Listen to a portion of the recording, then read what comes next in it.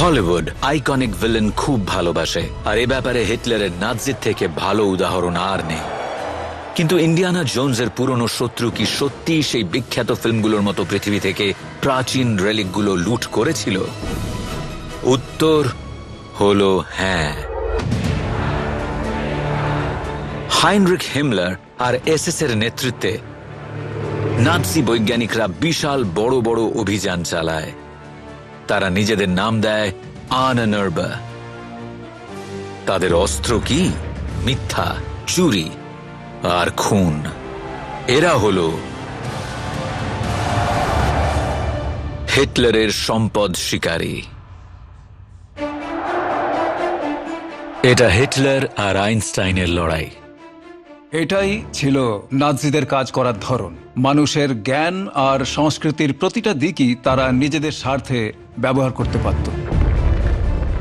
যেখানে বিজ্ঞানী হয়ে ওঠে এক অস্ত্র। বিজ্ঞানকে ভুলভাবে ব্যবহার করার অনেক উপায় আছে, যার মাধ্যমেই তৈরি হয় মানুষের অসীম কষ্ট। আর বলাই বাহুল্য যে সেটার ফলেই লক্ষ লক্ষ মানুষের মৃত্যু হয়েছে। আর নাৎসি ট্রেজার হান্টাররা পৌরাণিক অস্ত্রের খোঁজে শুরু করে এক মরিয়া অভিযান, যার মধ্যে থরের হাতুড়িও ছিল। কখনো কখনো পাগলাগারদের রোগীরাই পাগলাগারদ চালাতে শুরু করে, আর তারা সত্যিই ওগুলো বিশ্বাস করে। তখনই বিষয়টা বিপজ্জনক হয়।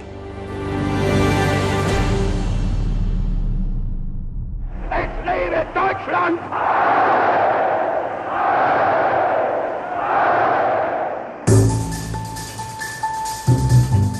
1919-এর প্রথম বিশ্বযুদ্ধে অপমানজনক পরাজয়ের পর জার্মানি বিশৃঙ্খলার মধ্যে পড়ে যায়। বিপুল সংখ্যক মানুষের মৃত্যু আর অর্থনৈতিক ধ্বংস দেশের আত্মসম্মানকে ভেঙে দেয়। সুযোগের গন্ধ পেয়ে অ্যাডলফ হিটলার শক্তি, ঐতিহ্য আর বিশুদ্ধতার এক মাদকতাময় বার্তা ছড়িয়ে দেয়। তার এই প্রতিশ্রুতির কেন্দ্রে ছিল এক বিকৃত বর্ণভিত্তিক শ্রেণীবিন্যাস, একটা পিরামিডের মতো, যেখানে একদম ওপরে শ্রেষ্ঠ জাতি আর্য, যারা তাদের অনুসরণ করার যোগ্য তারা নিচে, আর একেবারে নিচে ইহুদিরা। নাৎসিদের এই শ্রেষ্ঠ জাতির ধারণা পুরোপুরি নির্ভর করে এই বিশ্বাসের ওপর যে এই জাতির শত্রু রয়েছে। এমন কিছু মানুষ আছে যারা আমাদের নিরাপত্তার পক্ষে বিপজ্জনক, এবং তারা আমাদের সংস্কৃতিকে আঘাত করে। তারা আমাদের বাঁচাটাকেই বিপদে ফেলে, জীবিকা নষ্ট করে। এই বিকৃত সামাজিক কাঠামো শুধু তৈরি করা নয়, সেটাকে টিকিয়ে রাখার জন্য হিটলার তার ট্রেজার হান্টার দল আনানার্বেকে দায়িত্ব দেয় এক বিশাল পৌরাণিক অভিযানের, যা প্রায় মহাজাগতিক স্তরের হয়ে ওঠে। সে ছিল এমন এক অভিযান যা তাদের দেবতুল্য নর্ডিক পূর্বপুরুষদের প্রতি ভুল বিশ্বাস আর সীমাহীন অতিপ্রাকৃত শক্তি পাওয়ার ইচ্ছার মধ্যে সংযোগ তৈরি করবে। থরের হাতুড়ি আজকের পপ কালচারের একটি আইকন। এর অসাধারণ শক্তি স্টারগেট আর র্যাগনারকের মতো টিভি শোতে দেখা গেছে, আর সবচেয়ে বেশি পরিচিত মার্ভেল সিনেম্যাটিক ইউনিভার্সে থরের অস্ত্র হিসেবে। কিন্তু অনেকেই জানে না, ইতিহাস জুড়ে এই হাতুড়িকে এক বিশেষ প্রতীক দিয়ে বোঝানো হতো। সেটা হলো স্বস্তিক চিহ্ন। নাৎসিরা এই প্রতীককে নিজেদের শয়তানি উদ্দেশ্যে আত্মসাৎ করার আগে আইসল্যান্ডের লোককথা আর প্রাচীন জার্মেনিক মানুষ এই প্রতীককে নর্স দেবতা থরের হাতুড়ি হিসেবে ব্যবহার করত। নাৎসিদের আগে স্বস্তিকার সঙ্গে সম্পর্কটা প্রায় সবসময় ইতিবাচক ছিল, যার মানে ছিল সম্পদ, প্রাচুর্য বা সৌভাগ্য। কখনো কখনো এটা সূর্যের সঙ্গেও যুক্ত ছিল। আমার মনে হয় প্রাচীন স্ক্যান্ডিনেভিয়ান এলাকাতেও এটা থরের সঙ্গে সম্পর্কিত ছিল। তাই এটা অবাক হওয়ার কিছু নয় যে হাইনরিখ হিমলার আর তার আনানার্বে এই নিদর্শনের খোঁজে অভিযান শুরু করে।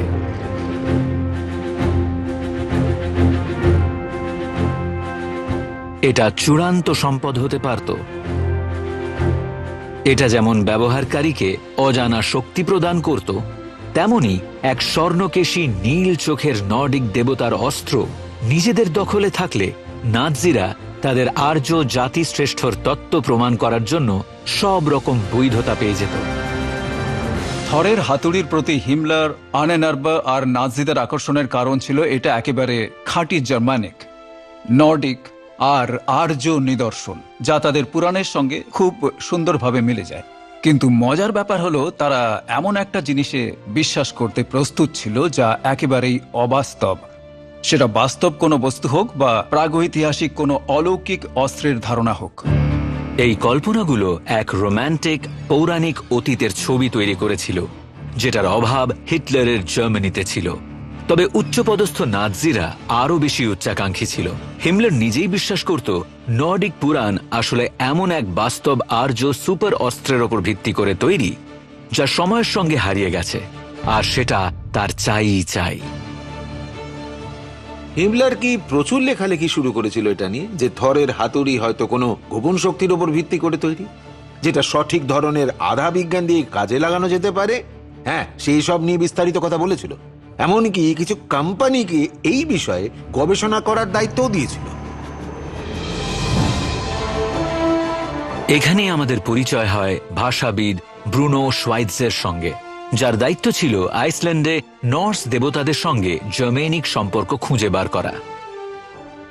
আনানার্বের অনেকেই মনে করত আইসল্যান্ড একসময় আর্য জাতির পূর্বপুরুষদের বাসস্থান ছিল।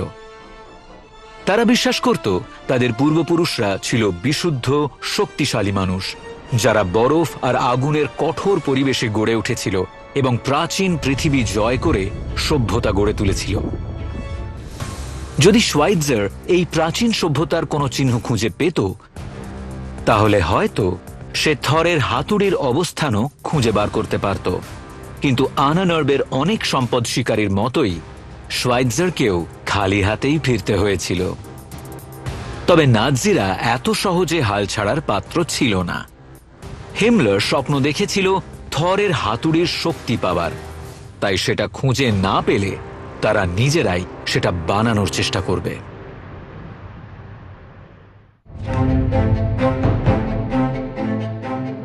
1944 সালের মধ্যে যুদ্ধে জার্মানি নাস্তানাবুদ হয়ে পড়ে। হিমলার আর আনানার্বের সম্পদ শিকারীদের থরের হাতুড়ি খুঁজে বার করতে বলার পর 4 বছর কেটে গেছে, কিন্তু অ্যালায়েড বাহিনী যখন ক্রমশ এগিয়ে আসছে, তখন হিমলারের টেবিলে এক চিঠি আসে, যা আবার তার সুপার অস্ত্রের স্বপ্নকে জাগিয়ে তোলে। এলেম্যাগ নামে এক জার্মান কোম্পানি প্রস্তাব দেয় শর্ট ওয়েভ রেডিয়েশন ব্যবহার করে বায়ুমণ্ডলকে আয়নাইজ করার, যাতে গোটা আকাশটাই এক বিশাল পরিবাহকে পরিণত হয় এবং শত্রুর বৈদ্যুতিক যন্ত্রপাতি মুহূর্তে অচল হয়ে যায়। থরের হাতুড়ির খোঁজে কিছুই পাওয়া যায়নি, কিন্তু এই প্রস্তাবের মাধ্যমে হিমলার যেন মানুষের তৈরি এক বিকল্প পেয়ে গেল। সে কি নিজেকে আধুনিক বজ্রদেবতায় পরিণত করতে চলেছে?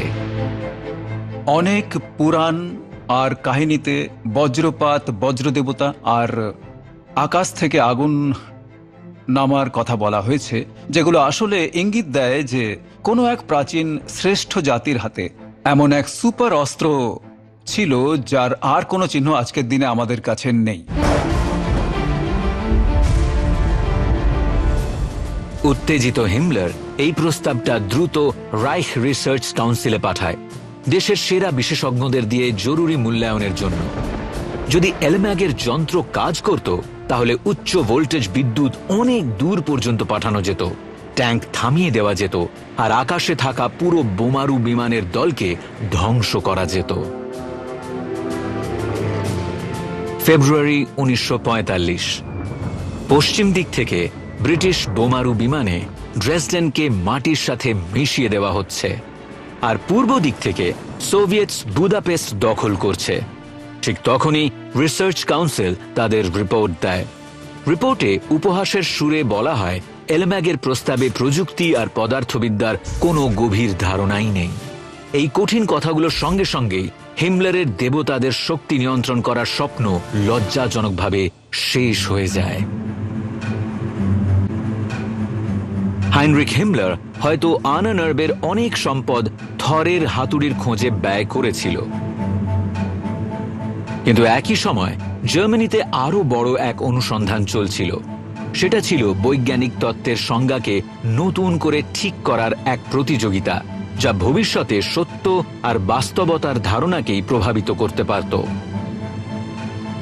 যখন হিটলার তার আর্য রাইখ গড়ে তুলছিল, তখন আরেকজন জার্মান একেবারে ভিন্ন ধরনের ধারণা নিয়ে সামনে উঠে আসছিল। বিশ্বের সবচেয়ে বিখ্যাত বিজ্ঞানী অ্যালবার্ট আইনস্টাইন ছিলেন একজন জার্মান ইহুদি। এটা হিটলারের আর্য পিরামিডের জন্য বড় ধাক্কা ছিল, যেখানে ইহুদিদের একেবারে নিচে রাখা হয়েছিল। কিভাবে একটা প্রজন্মের সবচেয়ে বড় বিজ্ঞানী এমন একটা গোষ্ঠী থেকে আসতে পারে যাদের তারা তুচ্ছ আর ক্ষতিকর বলে মনে করত? হিটলার আর নাৎজিদের কাছে এই সাফল্যগুলো তাদের বিকৃত বর্ণবাদী রাষ্ট্রের ধারণার জন্য বড় চ্যালেঞ্জ হয়ে দাঁড়ায়। অ্যাডলফ হিটলার সন্ধিহান ছিল কিছু জার্মানির একাডেমিক প্রতিষ্ঠান আর কিছু বৈজ্ঞানিক ধারণার ব্যাপারে তার চরম বর্ণবাদী চিন্তার কারণে। সে এগুলোর অনেককেই অস্বাভাবিক বলে মনে করত, যেগুলো তার মতে জিভিস ফিজিক্স বা জিভিস মেডিসিনের প্রভাবে তৈরি। তাই সে এসব তথ্যের ওপর বিশ্বাস করত না।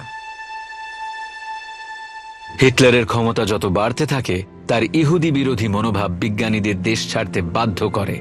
ইহুদি গবেষকদের হয় জোর করে তাদের কাছ থেকে সরিয়ে দেওয়া হয়, না হলে অত্যাচার থেকে বাঁচতে তারা জার্মানি ছেড়ে পালিয়ে যায়। ইহুদি অধ্যাপকরা আর যারা রাইশের মতাদর্শের বিরুদ্ধে ছিল তাদের জার্মান বিশ্ববিদ্যালয়গুলো থেকে বার করে দেওয়া হয়। তারা নির্বাসনে চলে যায়, ফলে এমন একটা একাডেমিক পরিবেশ তৈরি হয় যেখানে ইহুদি এবং বামপন্থী প্রায় সব গবেষকই মোটামুটি বাদ পড়ে যায়।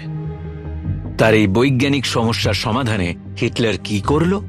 খুব সহজ, সে নতুন একটা আর্য বিজ্ঞান তৈরি করার চেষ্টা করল। এমন এক জগৎ যেখানে বিকল্প সত্য তৈরি করা যাবে আর আইনস্টাইনের ধারার তত্ত্বগুলোকে মিথ্যা বলে প্রমাণ করা যাবে।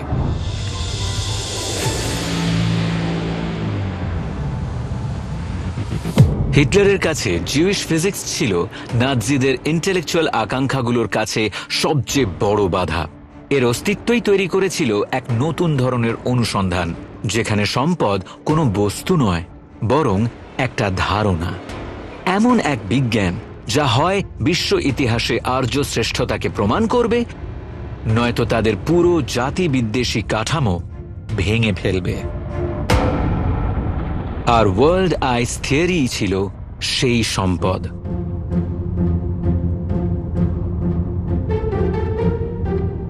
এই তত্ত্বে বলা হয়, মহাজাগতিক বরফই সব তারা আর গ্রহ তৈরির মূল উপাদান। 1890-এর দশকে অস্ট্রিয়ান ইঞ্জিনিয়ার হান্স হরবিগার এই ধারণা দেয়। চাঁদের দিকে তাকিয়ে হঠাৎ তার মনে হয় চাঁদের উজ্জ্বলতা আর নিখুঁত গঠন শুধু তখনই ব্যাখ্যা করা সম্ভব যদি সেটা পুরোপুরি বরফ দিয়ে তৈরি হয়। হরবিগার কল্পনা করে অনেক আগে জল ভর্তি দুটি তারা একে অপরের সঙ্গে ধাক্কা খেয়ে বিস্ফোরিত হয়েছিল, আর সেই জল মহাকাশে ছড়িয়ে পড়ে জমে বরফ হয়ে যায়। সেই বরফের টুকরোগুলো থেকেই পরে আমাদের গ্যালাক্সি আর সোলার সিস্টেম তৈরি হয়। কোনো বৈজ্ঞানিক প্রমাণের বদলে হরবিগার তার নিজের, যাকে বলে ক্রিয়েটিভ ইনটুইশন, সেটার ওপর ভরসা করেছিল।